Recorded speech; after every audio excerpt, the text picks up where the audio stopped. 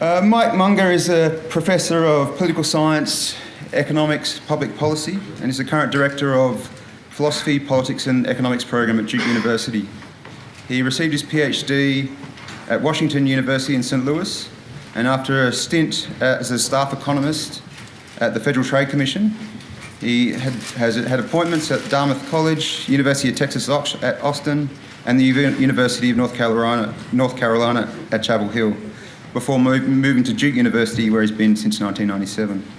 He's the author of 200 journal articles and has written 7 books, including one of his most recent ones, Choosing in Groups, which he co-authored with his son. When he's not being one of the eminent public choice economists of our time, he's been developing his acting career on the side, and a bunch of cameos in probably 2 of the greatest YouTube clips going around. One is Fear the Boom and the Bust, where he's the limo driver, and the second one, which also features our own Tim Andrews, where he's the security guard. So if you haven't checked out those videos, I'll post up a link on the session comment page on Wovo, so have a check it out. We often, as libertarians, complain a lot about what we don't like. Professor Munger is going to give us a talk about what we do stand for, what we are proud to stand for. So please join me in welcoming Professor Munger.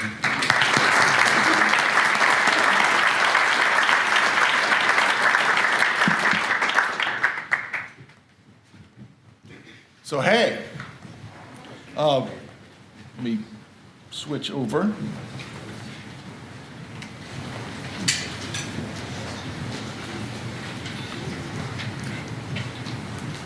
Tried function F5.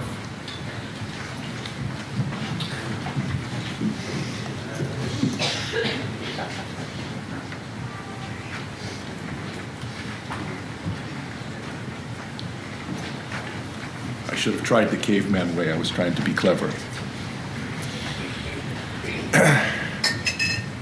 We have a really great lineup of speakers here who will be able to talk from their experience and with substance. Clearly, I'm just the eye candy. The only person that actually laughs at that joke is my wife. What I want to talk about is what are we for, because my own experience as a longtime libertarian and as a political candidate myself, in 2008, I ran for governor of the state of North Carolina. I did not win, but I was included in 4 televised debates with the real candidates from the state-sponsored parties.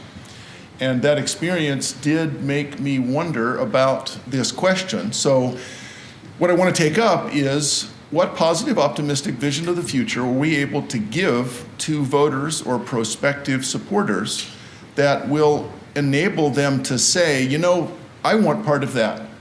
Because so much of what we have is just, we don't want any part of a particular policy. We're against things. Well, if we're just against things, we're going to have a hard time persuading many people to be for us.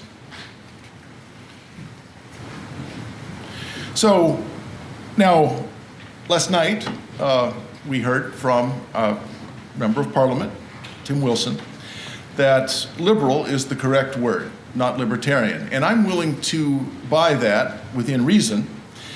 I would say that liberal is as liberal does. Now, when I got here, when I got to the airport, I did what I always do, which is buy an Australian and a spicy curry pie and try to catch up. Now, let me say that I have some history of being involved in minor internet kerfuffles. This happened about 3 or 4 years ago, and I want to ask you if you can find here in that headline a problematic word. This was, to be fair, from the business page of the New York Times, the American newspaper of record. Does anybody see a word there that's problematic? I submit the word "but" is addled. Bird flu sends egg prices up.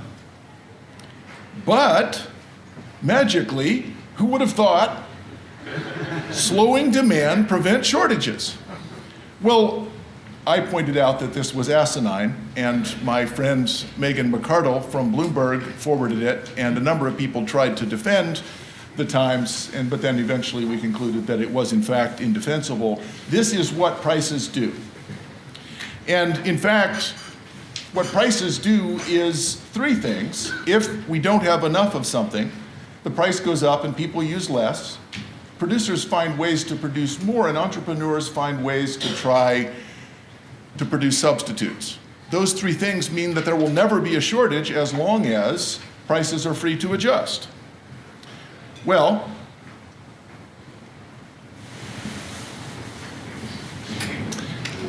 is your prime minister, by this standard, then a libertarian? Because there's a shortage of gas caused by a decade or more of restriction on developing new supply, preventing building pipelines for delivery, and world prices in Asia have gone up. The response was a price increase and a shortage. Now, of course, what your prime minister did was immediately consult Ron Manners, who knows these things, and decided to propose lifting the supply restrictions. Now, it would take a couple of years for this to work, but it would solve the problem. And of course, I'm just messing with you. He did nothing like that. What he did was to impose a system of export controls.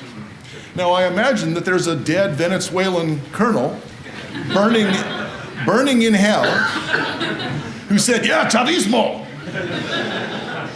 Because that's not a libertarian response. Now, the question when I ask, what is it that we're for? Normally, my response would be, well, that's a bad idea. I'm against this. But then, what are we for? How are we able to persuade voters that chavismo is a bad idea for Australia? Because y'all are pretty far along that path. Export controls is a pretty big deal. What I found interesting was the claim is that gas companies are so greedy that they're selling at a much lower price abroad rather than a high price in Australia. Now, I know greed. Greed is a friend of mine.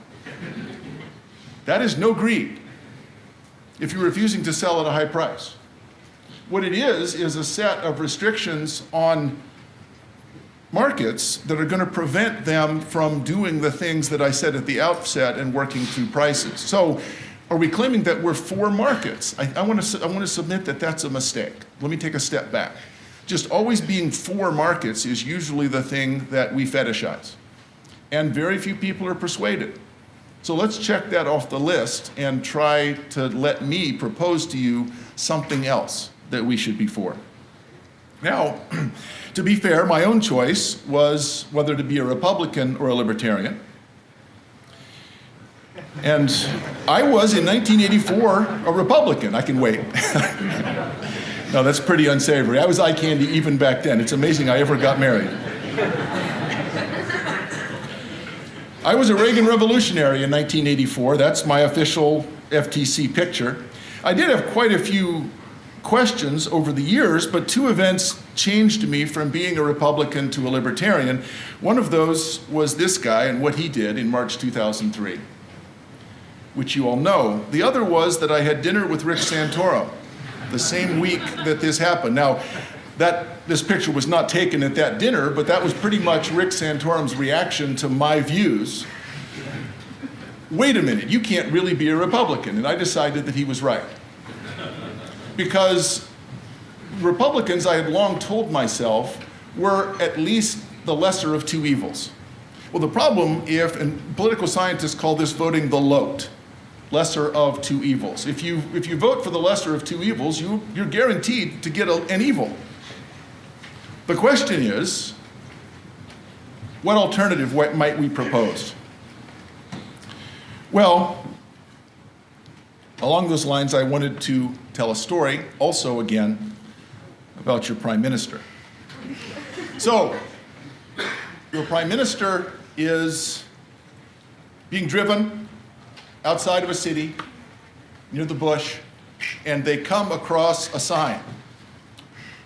For sale, Liberal Party puppies. Pull over there. I want to see that. And they're the cutest little things. Their eyes are closed, they're kind of wiggling, they're going, oh, oh, oh. Apparently, the prime minister is actually giving a speech. One of them is yawning.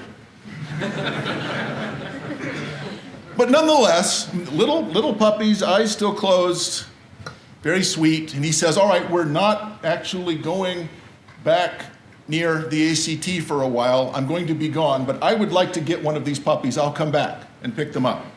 So, a couple of months later, he's a very busy man. There are export controls to be imposed. He goes back by the same house, and he sees a sign that says libertarian puppies for sale. And he's outraged because he had been promised a Liberal Party puppy. Well, they go in and they see, not surprisingly, months having passed, and he demands to know, why are these no longer Liberal Party puppies? Why are these Libertarian Party puppies? And the owner said, well, look, I'm sorry, in a way, puppies are a lot like voters. At some point, they open their eyes. However, being a politician, he did get a selfie with one of the puppies. So the question I want to ask is, what are we for? And often, I've used this line myself, libertarians want to take over the world and then leave everybody alone. That's totally unpersuasive to anyone that doesn't already believe what we want to say. It's something that we use as a code, as virtue signaling internally. What is it that we should do? This seems like a program for opposition, not for leadership. So what would a libertarian government or even a real libertarian politician look like? Well, I speak from experience saying maybe we're not that good at that.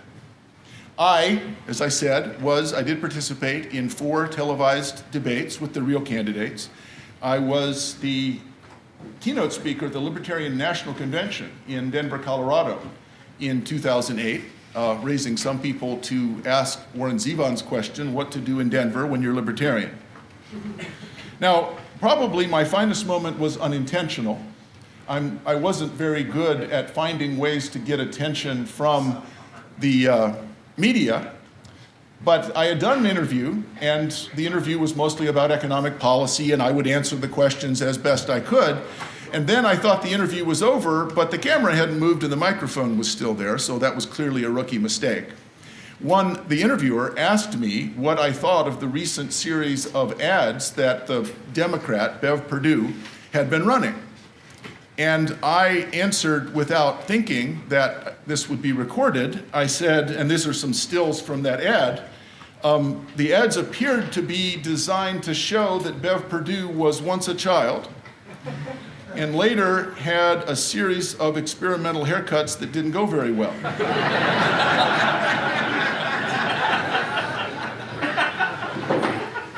Now, I sort of lost doubly on this because that seems rather mean-spirited. If you're going to make fun of a woman's hair, that's pretty bad.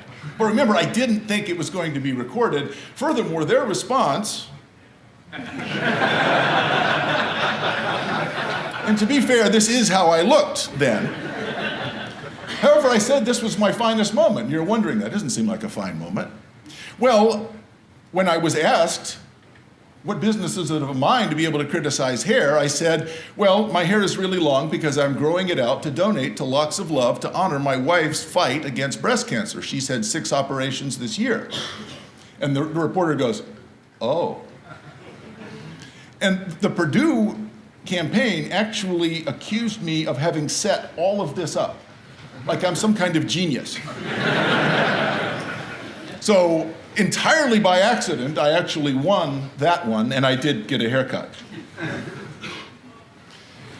So, when it comes to libertarians, we have an image problem in the United States. Christopher Hitchens said, I always find it quaint and rather touching that there's a movement in the United States that thinks Americans are not selfish enough yet. And K.S. Robinson said, that's libertarians for you, anarchists who want police protection from their slaves.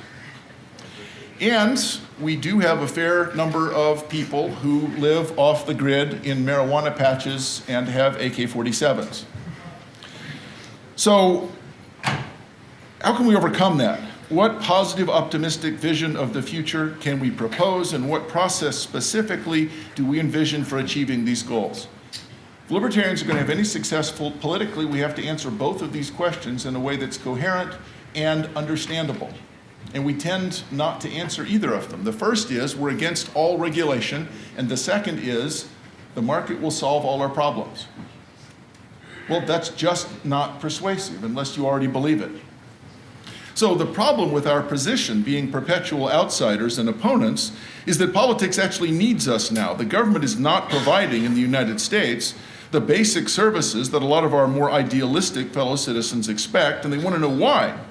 The things that they think they want, healthcare, pensions, schools, war on terrorism, war on drugs, are actually a litany of failures. So we don't need to pile on and say we're against those things. People recognize that it's not working very well. What we need to do is to offer an alternative. So again, what? Positive, optimistic, alternative vision of society. And I mean of society, that social thing that we don't make eye contact about. The social thing that families and people care about, instead of some abstraction called the market, where we can all live in isolation. What can we offer? Unless we can answer that, the next question is going to be, and you've heard this, I get this all the time, why don't libertarians care about real people? People need help, and your answer is to do less. How can that possibly solve my problems? Well, if you get all the way to that question, we actually have a respectable counter. First, we don't expect politicians, bureaucrats, or self-appointed custodians of public welfare to care about real people. Only a naive idealist like a leftist would do that. You people on the left are hopelessly naive. You're the ones who are the idealists. But we can realistically expect people to care about each other. And then tell them about Alexis de Tocqueville. Let me give an example of the kind of problem that I'm thinking of. In 2005, an NPR reporter described a new technology called the play pump. Has anyone seen the play pump, stories about the play pump? It looks like a child's merry-go-round, but it also pumps water from the ground. So when the children play, water is brought to the surface, meaning that women who had to walk several kilometers for water could now get water from a tap. It seemed like a pretty great solution in places that didn't have water except underground, and it would save them from having to go all the way to the river, plus the water was cleaner. Here's a picture of one. There are the children playing on the pump, and it would pump the water up high enough so that there was quite a bit of pressure. So when the children played with this, it would produce usable water, and it seemed like a pretty great idea. However, that same reporter, Amy Costello,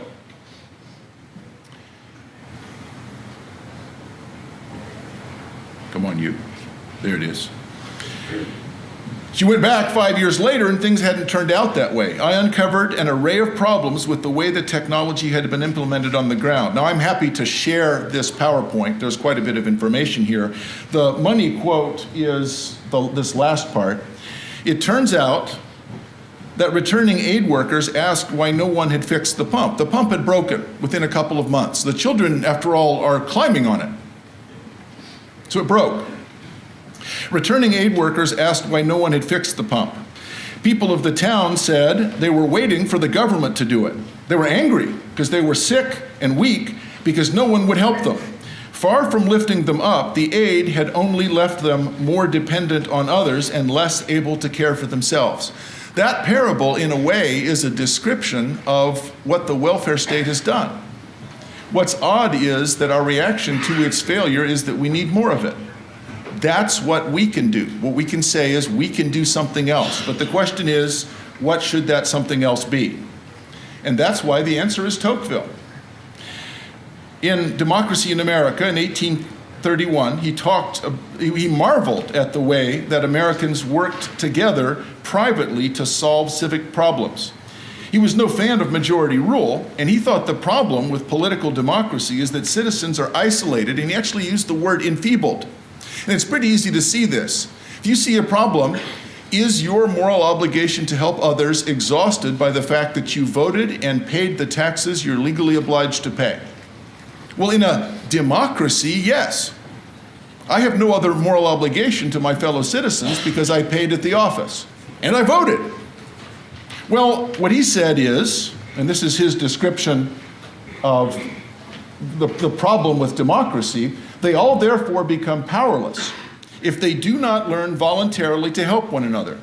If men living in democratic countries had no right and no inclination to associate for political purposes, their independence would be in great jeopardy, but they might long preserve their wealth and their cultivation. Whereas if they never acquired the habit of forming associations in ordinary life, civilization itself would be endangered. And that's the position that we're in. Civilization itself is endangered because we're seeing the replacement of the normal human ties which for 10,000 years have created societies with a political organization that replaces many of those personal ties with rational, technical, legal connections. So when libertarians seem to be against everything, this is what we're worried about happening. We're worried about Tocqueville's nightmare vision coming true. If citizens ignored politics, maybe things wouldn't be so bad. But we're worried that our excessive focus on politics is going to cause us to ignore society and each other. So if we fail to connect as social beings in complex reciprocal exchange relationships, modern democratic life is going to become anomic and mean, just as Tocqueville foresaw. That is what we're for. Voluntary associations in all their richness and bewildering complexity. Now, I'm lucky because Nick Gillespie last night actually gave what I think is the correct summary of the short version of this, because this is a pretty long explanation. So the short answer to what we're for is permissionless innovation. But not permissionless innovation in the sense that I can write a phone app that connects to the internet. Permissionless innovation in the sense that if I want to start a nonprofit organization, that everyone's going to pay in contributions and fix the pump rather than waiting for the government to do it, we don't need anybody's permission. We don't need a permit. What we need instead, for many things that actually prevent voluntary private organizations from working, is permits and paperwork. We need permission to help each other. Now, in many ways, this is probably well-meaning. I think there are some justifications for it. But in the United States, a number of large soup kitchens have been shut down because the starving people that they were feeding were endangered by the fact that the health inspection said that this was not restaurant-quality refrigeration. So they're much better off starving than running the potential danger of having meat that was improperly prepared. There were no cases, as far as I know, of people getting sick, but they hadn't passed the health inspections. So we have restrictions and regulations on the ability of individuals to come together in voluntary nonprofit organizations. It doesn't have to be a market setting. It can just be voluntary nonprofit organizations. So I have a question. Who said this? It was the US president. Regulation has become burdensome and unwieldy. When Congress established these programs, it usually focused on isolated objectives. Many regulatory programs were allowed to continue unreviewed for decades in spite of changing conditions. We can no longer afford this neglect. Regulation has a large and increasing impact on the economy. And then the last paragraph, our society's resources are vast. They are not infinite. Americans are willing to spend a fair share of those resources to achieve social goals through regulation. Their support falls away, however, when they see needless rules, excessive costs, and duplicative paperwork. If we're to continue our progress, we must ensure that regulation gives Americans their money's worth. So who is it? It's tempting to say Ronald Reagan, but it's Jimmy Carter, a Democrat. How far we have come. Now, if you say in the United States now you're for deregulation, you're going to lose. But you can be for permissionless innovation. Permissionless innovation means that we unshackle the creative energy and the sense of charity that we naturally have to try to help each other. Permissionless innovation is a positive, optimistic way of saying something that justifies deregulation. So, permissionless innovation, not deregulation. It's true that regulations must be reduced or eliminated, but that's to allow the energy and creativity of groups of people working together to provide solutions to thousands of intractable problems. When you think about it, it's an awful lot to ask of government units to be able to solve all of these problems. Voluntary private organizations and nonprofits, if they can be unshackled of these burdensome regulations, can focus at the local level, solving the Hayekian problem of lacking top-down information. So they know each other, they'll form communities in just the way that Tocqueville described. Voluntary private associations, nonprofits, clubs, cooperatives, forms that no one has even heard of yet. In analogy to the sharing economy, we can have a sharing sector where nonprofit organizations, through permissionless innovation, find ways to serve people that are now underserved or are ignored. But it starts with not needing permission. Why do you need the permission of the state to help someone? If we can pitch this as permissionless innovation, I think we'll have made significant progress. There's 3 books I want to recommend to you. The first is by 2 of my dissertation advisors, Douglas North and Barry Weingast, Violence and Social Orders. The question that they ask is, how can societies move from restricted social orders, where the state primarily sells monopolies, to open social orders, where permissionless innovation is encouraged? And they talk about reasons why it is so difficult.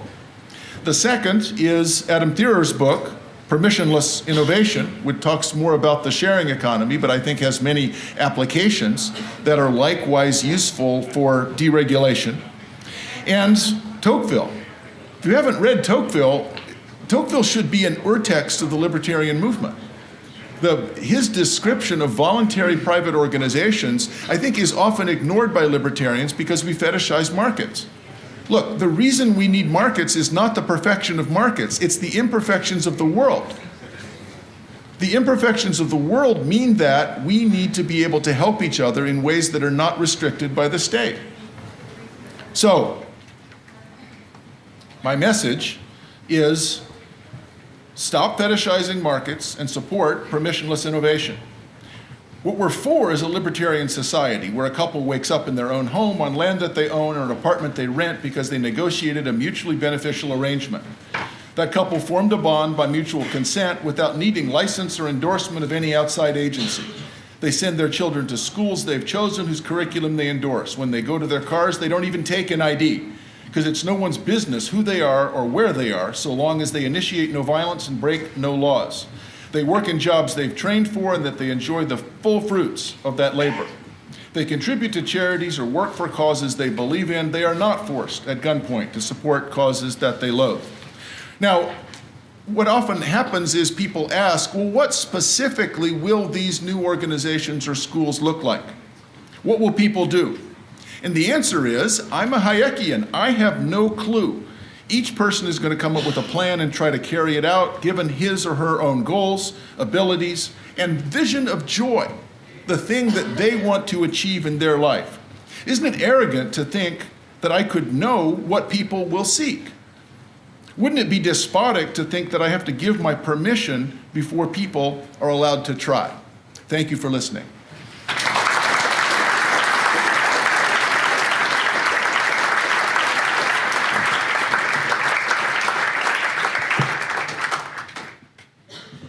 Thanks, Mike. We've got 1 or 2 questions. Don't forget, send your questions into this app. This is a new technology we're trying to trial. We have a few roaming mics as well. And 1 stationary mic right here.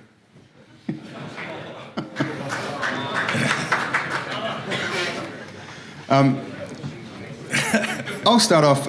I think permissionless innovation is a great term, and we often, I think, our opponents often get trapped in the semantic war that they associate deregulation to be bad, and we do need to use new terms to try and change that. What other terms that often people kind of latch onto and get the wrong information that we can maybe change up and use a new term? Well, when we say markets, we're always called market fundamentalists, and actually a lot of us make the bizarre debating mistake of trying to defend the perfection of markets, and it's easy to list imperfections of markets. But I think what you need to remember is Hayek's observation about discovery. It's a moral mistake for me to use something that someone else values more. But I don't have information about what other people need. One of the things that the price system does is provide me with information about what other people need and the incentive to act on that information, because mutually beneficial exchanges become possible. In any voluntary exchange, both parties to the exchange are made better off. Is it perfect? No. But stuff's in the wrong place. All over the world, stuff is in the wrong place. I have a car in a few minutes. You need a ride. There's no way for us to get together. But with the Uber software, we can, and there's a mutually beneficial transaction that takes place that makes more efficient use of existing excess capacity. We make less of an impact on the earth because we're not always building stuff. We're using market information to share stuff that we already have.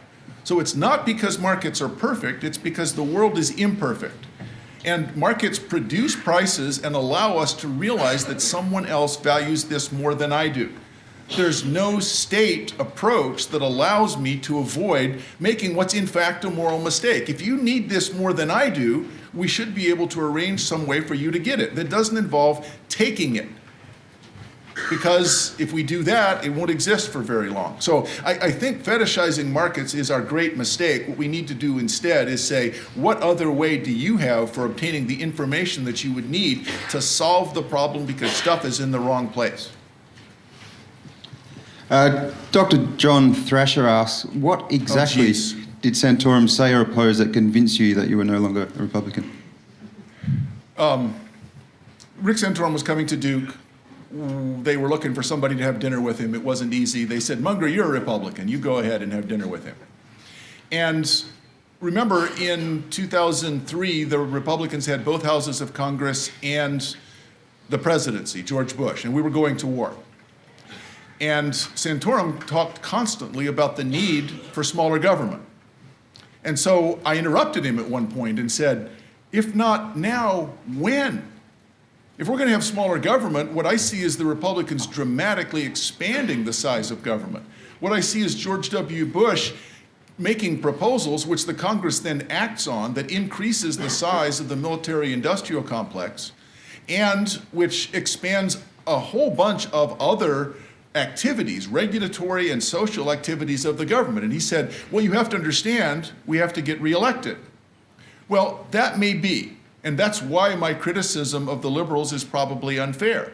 We have to recognize that you have somehow to thread this needle, coming up with a set of proposals that voters actually are excited about, but at the same time accomplish some of our objects. My objections to the Republicans in general, and Rick Santorum in particular, was that he had completely divorced his rhetoric from his actions. There should be some tie. And so it's possible that I may have pointed something like this out at dinner, loudly, and left early. Alex Dabrowski asks, why is the US politely so willing to abandon the system that made America great and lifted millions out of third world levels of poverty? Because it's very difficult to explain what's going to happen. And what we want is a plan. And I discovered this in running for office. Often when I talk to thousands of voters, my wife had gotten from me the promise when I was considering running for governor that I would assure her that I would not win. And I came close. I only lost by about 45%. But what I found over and over again was that when voters would say, well, what are you going to do to help me? I would say, you need to realize a lot of the reason that you need help is government programs that prevent the normal workings of things from making things better. And they would stare at me and say, what I asked was, what are you going to do for me? So we have a very difficult time, I think, libertarians generally have a very difficult time explaining what specifically we're going to do to make people's lives better. Now, H.L. Mencken famously described elections as advance auctions in stolen goods. That is, the thieves that make the most promises about what they're going to steal and then deliver to you after the election are the ones who win. Now, I think that's overly cynical, but there is something to it that if voters are looking for payoffs, we're going to have trouble. I think what we probably can do, though, is remind people that the current system is very expensive and is not working well. So America abandoned a system that worked because we didn't understand why it worked. And this is a hard thing to persuade people, but it's one of the things that Hayek often talks about with markets. So the social order of markets is something that almost no one actually understands. It's a very difficult thing to explain. What we need to do is teach humility. And there's a low point of humility right now in the United States. It turns out that you can be elected as president if your only qualification is a total absence of self-doubt. I know how to do all of this. And then he unironically will tweet, you know, this is more complicated than I thought. Well, no shit.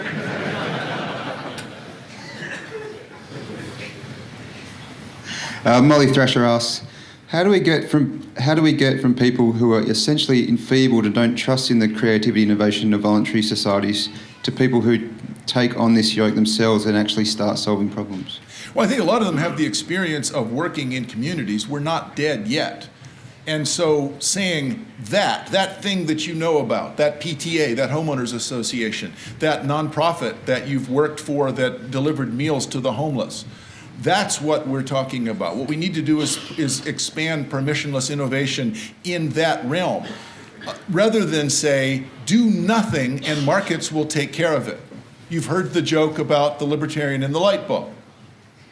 How many libertarians does it take to change a light bulb? And the answer is none, because if it needs to be changed, the market will do it. Well, it actually takes a person to do it. It's not magic. Someone has to do it. So I think connecting to their positive experience with voluntary private organizations in their own communities will make a big difference compared to saying, no, what we should do is nothing and things will get better. That's utterly unpersuasive. We must be out of time. We got one quick question from Senator David Leyonhjelm. You could probably answer this in an essay, but maybe a short answer. The Libertarian Party in the US appears to be very unsuccessful. Why is that?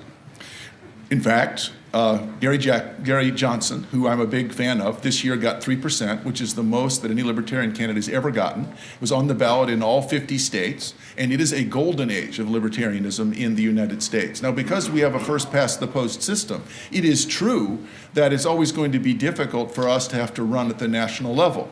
But what we need to do is start to work at the local level. Libertarians have an advantage there.